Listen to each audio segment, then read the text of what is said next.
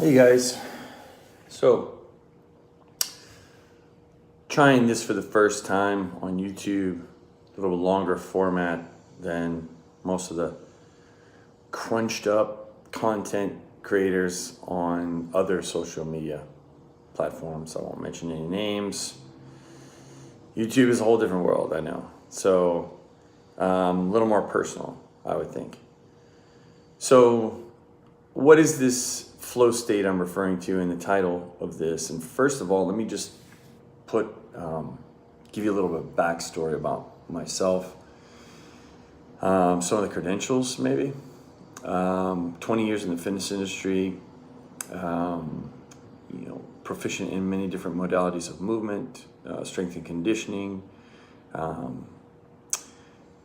Use fitness as a platform to help me evolve some personal growth strategies that are specific to fitness and to biology and to evolutionary biology and many broad scientific topics that will kind of feed into what you would call biohacking or mimicking the environment from which our DNA is most suitable. So mimicking the environmental conditions from which our DNA is optimized in the epigenetic response. When we do what we do, we are in a feedback loop with the environment. So this is a well-established research. Most scientists nowadays are panicking because they realize the old model of the mechanistic diagnosis, in which medicine looks at the body as a machine and then through that diagnosis prescribes some chemical or something that interacts with the machine and alters the stimulus. So hopefully, guesswork. It's still a work in progress, right? But I'm no doctor, and I have a lot of respect for doctors. They go through many years of training. My brother-in-law is a neurologist. So one of the things that has led me to this quest of finding out more about the dormant potential of this kind of like human flow state in which ego is removed and human optimization, that zone that you kind of get in where you're almost self-hypnosis. You're in a state of a trance to where you're performing something almost rhythmically in time with your biorhythm. You're in touch with the moment. So these various things, flow states, how do we cultivate a flow state? So there's a lot of different lectures out there that you can listen to in regards to this subject matter. But one of the great things that I like to do is not just meditate and things like that, but participate in something that kind of gets my mind out of the way. A lot of times it's mundane tasks. Sometimes you can be so involved in the mundane that you need something to kind of test your courage, and that puts you in an alternate flow state that kind of reinvigorates the pathway, if you will. So you can obtain the benefits from the flow state, your habitual flow states, which are more of a kind of self-induced trance, to where it's not strenuous enough, but it's repetitive and physical enough to evoke the necessary endocrine response and endorphins and things that put you in this optimal state of awareness, this body awareness that we want to talk about. So it's basically inside fitness. So there's outside fitness, there's fitness that you want to take care of your body. You want to make sure that the vessel is secure enough to where it can handle all of the energetic stimulus that are not only in your immediate fabricated environment, which is mostly Western civilization, and the social interaction and stimulus you experience with various different people, but also when you seek the freedom of flow state. See, freedom is a frequency. The frequency of freedom can frequently be found in freeing yourself from the tasks that you've assigned that have so much meaning, and getting back into this state of being instead of a state of mind that just frees everything to work together. So yes, we do all our daily tasks and all the mental things that are required to accomplish these tedious, arduous, repetitive, over and over, provide for each other let's get real, get a job mentality, that frontal cortex, the ego state of mind, the problem solving aspects of us. And then, we have this deeper, more subtle subconscious self in the amygdala. This is our kind of primal instincts, but it's long to been associated with a negative connotation, meaning primal. And now what we're experiencing now is primal, that's emerging from, movement culture to, On It Academy and podcasts and things. Everyone's talking about this kind of flow state. And that just is a term to describe you being in touch with nature, and how the nature that's hardwired into you should be directly connected to the frequency, to free your mind, to free your creative powers, your ability to empower yourself, not to be reactive in the conundrum of cacophony. That is, trying to use big words. The conundrum of cacophony, that is the run-on sentence, that is society. So this kind of box we all subject ourselves to, we have to put ourselves in. A lot of people, it's a big movement in rejecting this, these social mechanisms of control or organization, or however you view it. And the context from which flow state emerges, it's necessary to have that contrast, because I think a lot of people learn better when they learn what not to do. They learn what not to be. We tend to learn better from mistakes. And so collectively, not that society or that where we are now is a mistake, it's just it's served its purpose to this point, and no longer is our biology in need of these kind of, rigid, kind of insect-like social constraints of organization. When you're already organized, your body is already organized with organs and their functions, and your function on this planet is to experience yourself and learn, obviously, but there comes a point when learning becomes creativity. You're creating now. You're creating yourself. You're bearing witness to who you are. And that creative process, yes, it's facilitated by learning, but there does reach a point where all the earning from learning now becomes burning desire to do what? To create, to flow state. So this flow state is the main state of mind that you can get out of your own way and start creating something that is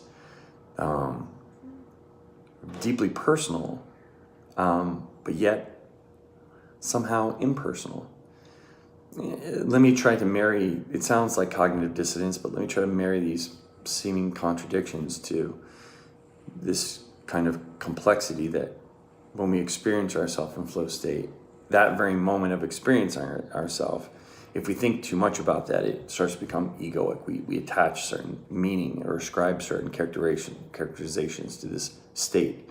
When in reality, just to be able to observe ourselves in these moments is enough to be grateful for, and that's it. Leave it at that.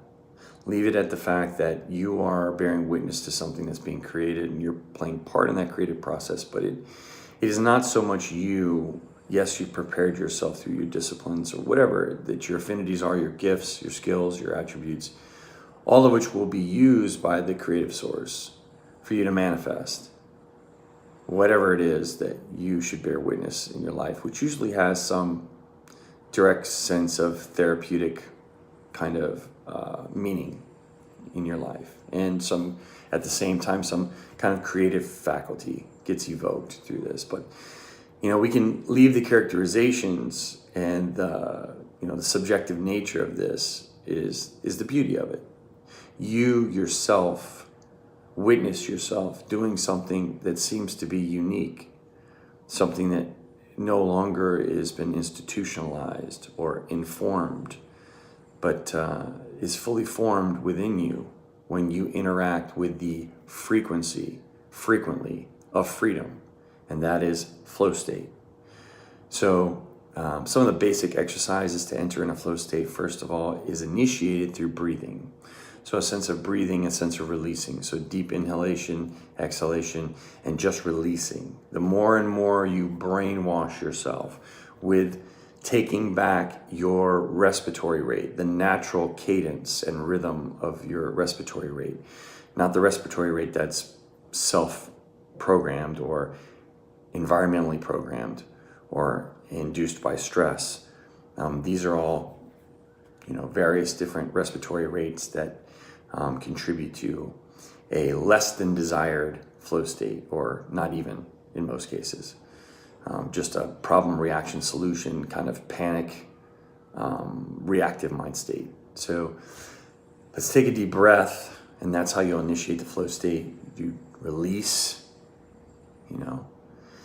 and then what happens is after you've repetitively released, inhaled, gathered, and released, your body starts to realize that it can indeed relax, let down its guard, open up to realizing that you're one with the environment, and that which is in your environment that you reject and accept reflect very intimate aspects of your own psyche.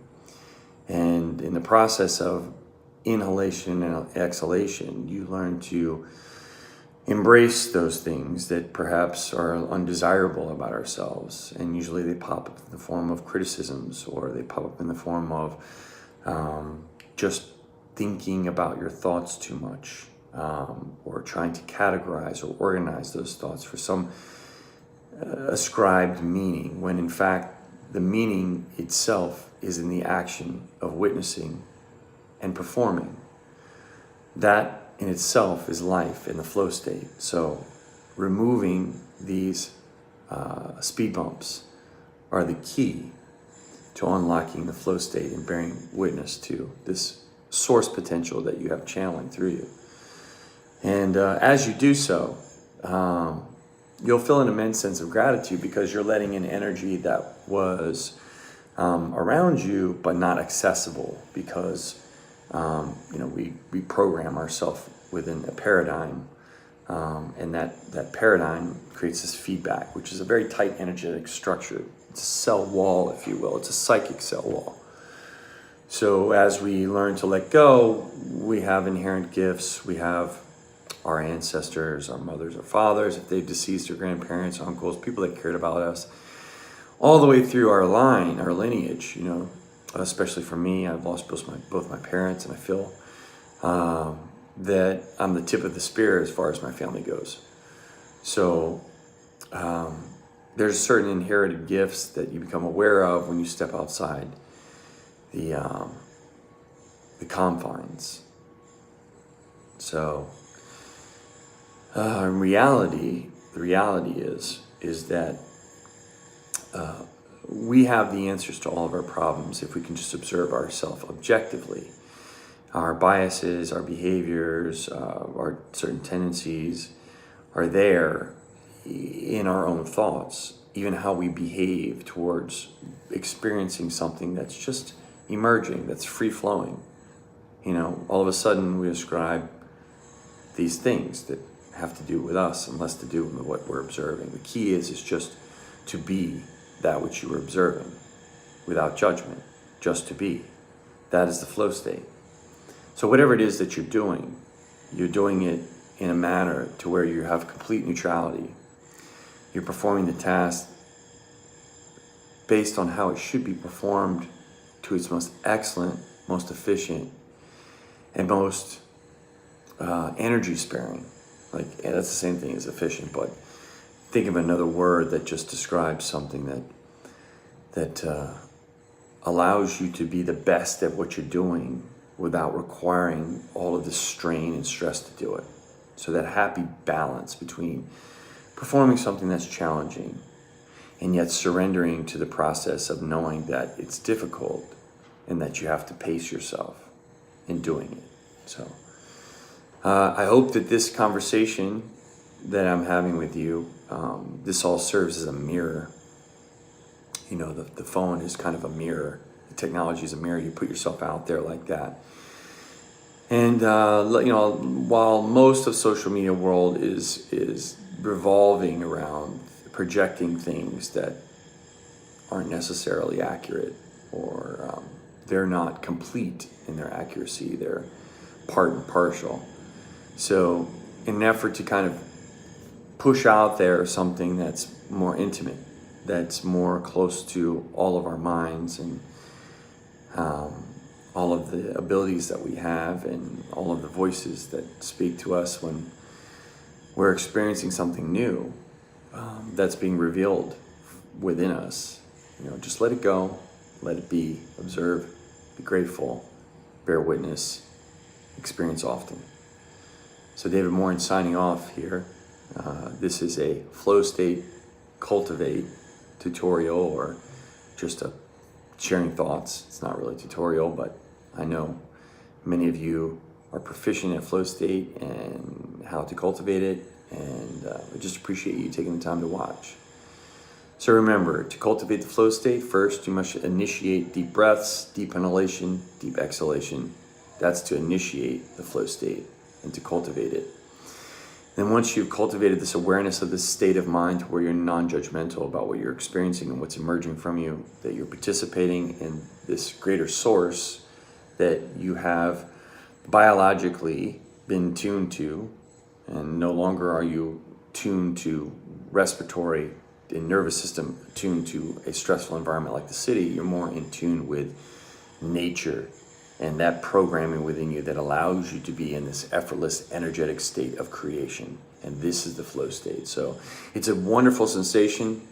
It's an amazing way to experience yourself and the beauty that is hardwired into all of us. And it's kind of an artistic state, to where, as long as you can not be too self-critical and just, allow yourself to have this information emerge, and then look at it with the critical mind as well, because a lot of times the artistic realm, it has to have some depth of soul and meaning for it to be able to penetrate into the mechanistic, reductionist kind of critical mindset of Western civilization, to where,